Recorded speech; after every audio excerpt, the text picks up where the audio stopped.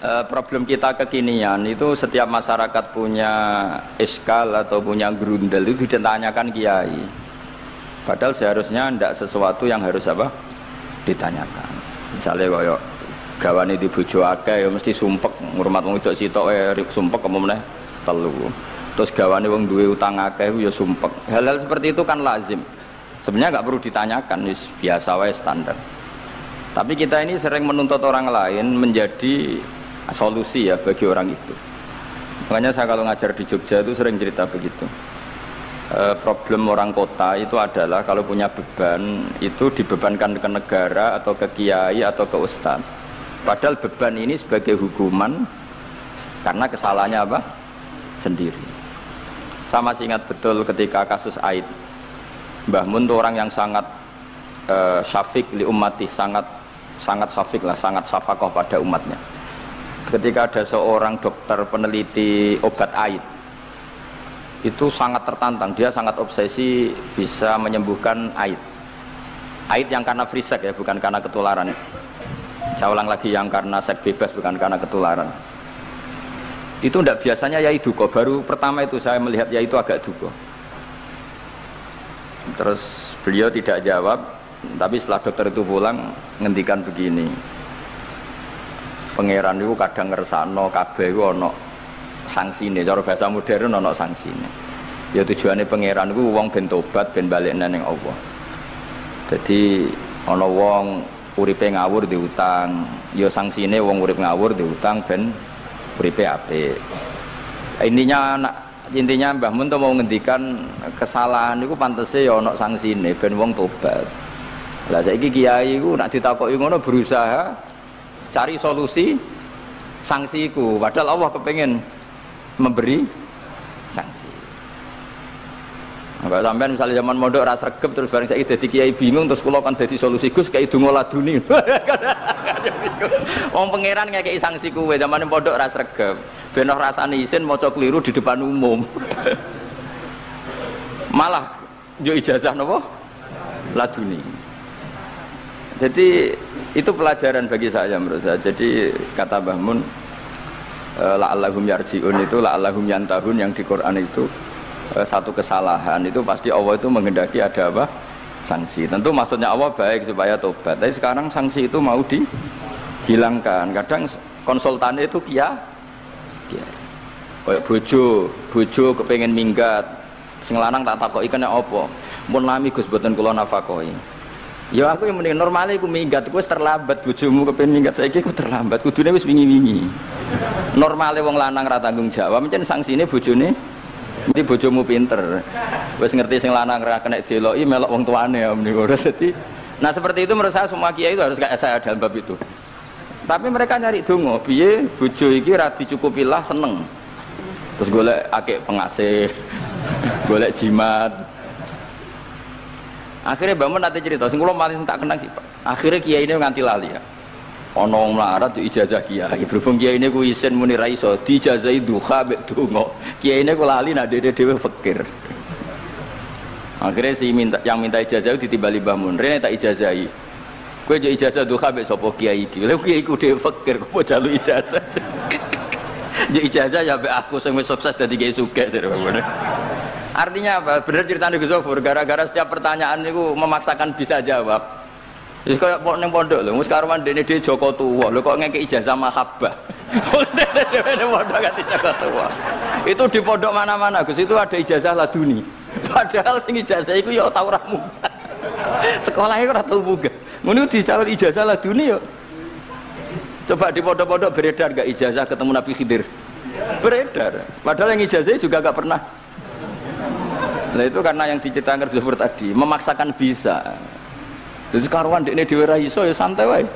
Nak kepengen ngipi ketemu Rasulullah itu beredar gak ijazah itu? Mungkin Pak Del kan yang pernah mengijazahkan itu. Tapi ya ora tahu. Sampe tahu ngijazah niku Pak Zakaria. Oh, jadi ya ijazah terus ya. Karena jubir Torekoh nih. Jadi intinya kalau ndak bisa ya bilang saja ndak bisa sampai apa jangan kita lupa tadi ya sampai lupa daratan tadi karena problem negara kita termasuk itu. Semua intelektual, semua pakar kalau ditanya problem negara itu semuanya jawab. Akhirnya kan gaduh, semuanya punya rumus, semuanya punya versi, akhirnya gaduh. Misalnya pemerataan Indonesia rumusnya gimana? Yang satu bilang wah ibu kotanya dipindah, yang satu bilang enggak, harus ada sentralisasi di Jawa supaya ada kualitas A, ada kampus terbaik, ulama terbaik. Kalau diratakan nanti kemampuannya rata itu justru enggak bagus. Yang ketiga enggak, wah kualitas demokrasinya dijaga. Yang satu enggak, demokrasi tanpa ekonomi enggak bisa. Oh. Sehari santri ya sedunia rasa pikir, besok mati weben.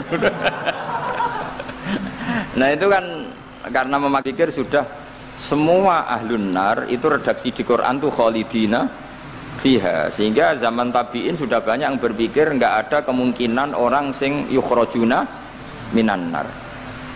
Sehingga terus ada kafilah itu, ada delegasi, ayo kita ke Medina, semoga kita ketemu sebagian ashabu Rasulillah.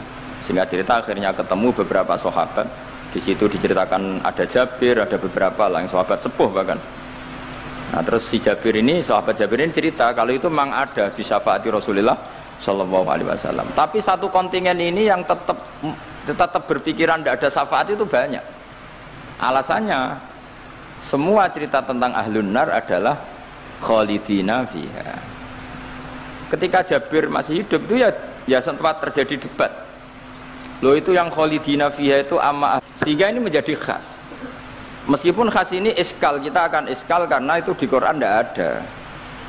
Tidak ada, maksudnya nggak ada secara sorry yang menerangkan ada kaumin sing yukhrajuna minan nar. Makanya Syekh Al-Ajuri ngendikan ciri khas ahli sunnah adalah mengimani adanya kaum sing yukhrajuna minan nar, karena itu benar alladzina hum ahluha. Memang dia spesifik ahli neraka, memang dia berpenduduk neraka. Alamatnya neraka, KTP-nya neraka, kakaknya neraka. Kalau kita ini ndak, KTP kita surga, mbah-mbah kita ahli surga. Karena alamat kita sebenarnya kan surga. Nabi Adam itu kan surga alamat.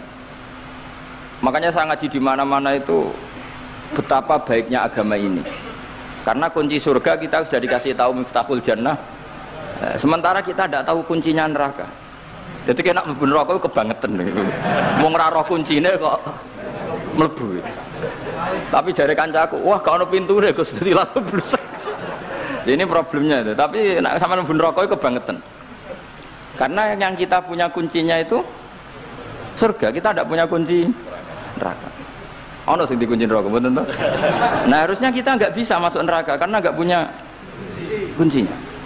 Jadi kalau nak maca hadis miftahul jannah la ilaha illallah itu syukur kalau cek apike Kanjeng Nabi, wong kunci kok didudono. Itu kan luar biasa. Jadi orang memahami hadis itu. Saya ini tahadus bi nikmah, ini mumpung ada Gus Zofur, ini saya tasihkan. Wal asri demi masa, demi waktu.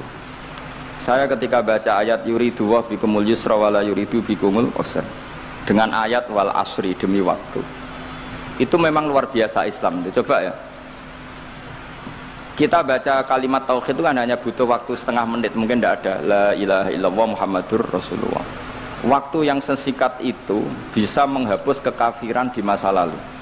Jadi misalnya orang kafir 70 tahun itu terhapus kekafirannya hanya dengan singkat melafatkan la ilaha illallah Muhammadur Rasulullah.